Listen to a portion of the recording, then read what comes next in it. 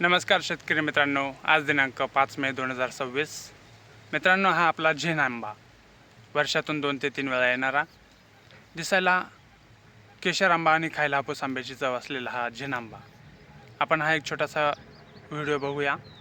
तुम्हाला पण झेन आंब्याची लागवड करायची असेल किंवा मिश्र फ्रूट फार्मिंगमध्ये आपण आंबा आणि पेरू हे दोन फळं एकत्र लावलेले आहेत आणि तुम्हाला पण तुमची बाग डेव्हलप करून पाहिजे असेल तर तुम्ही आमच्याशी नक्की संपर्क करा.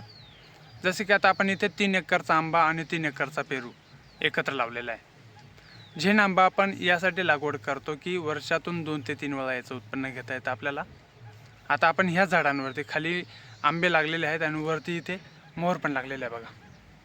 हे बघा इथे. आणि बाकीचा व्हिडिओ शेवटपर्यंत पूर्ण बघा. पूर्ण व्हिडिओमध्ये तुम्हाला प्रत्येक गल्लीच्या सुरुवातीला आणि शेवटी नारळाचं झाड आणि एक मोहगणीचं झाड लावत असतो. मोहगणीचे झाडं या असे उंचावरती निघून जातात. याला आपण स्काय फार्मिंग म्हणतो. आणि नारळ आपले वर्षातून वर्षभर चालतात नारळ, पण 3ऱ्या वर्षानंतर नारळ येतात.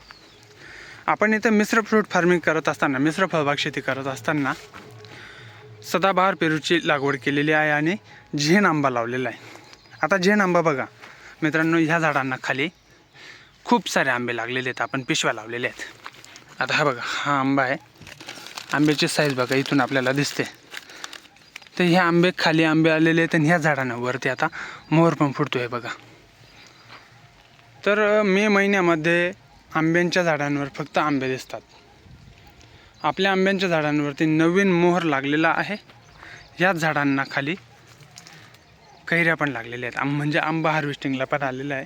आता ह्या झाडांना बघा, हे फक्त 1.5-2 वर्षांचे झाड आहेत आणि आंबे आहेत भरपूर सारे. हे बघा इथे जर बघितलं बघा, म्हणजे मोहर पण दिसतो आपल्याला ह्या झाडांवर आणि कैऱ्या आंबे भरपूर आहेत. आणि सोबतच इकडे जर बघितलं तर आपला सदाबहार पेरू हे बघा इथे सेटिंग होताना दिसतोय. बुडापासून माल आहे. तिकडच्या बाजूला लगेच आंबा दिसतोय बघा.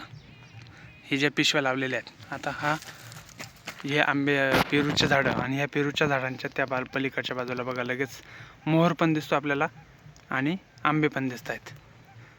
ते झूम करून दाखवले तुम्हाला मी. आणि पेरू पण बघा, 12ही महिने पेरू असतात. आता फुल सेटिंग झालेलं आहे उन्हाळ्यामध्ये आता. आणि शेजारच्या झाडांवर मस्तपैकी बघा पेरूला खेटून आंबा आहे. आता ह्या आंब्याच्या झाडाला बघा मस्तपैकी इथं सेटिंग झालेलं आहे. या 3 कैऱ्या तुम्हाला दिसत आहेत, 3-4 कैऱ्या आहेत. आणि ह्याच झाडाला इकडच्या बाजूला नवीन मोहर लागलेला आहे आणि खाली कैऱ्या पण आहेत.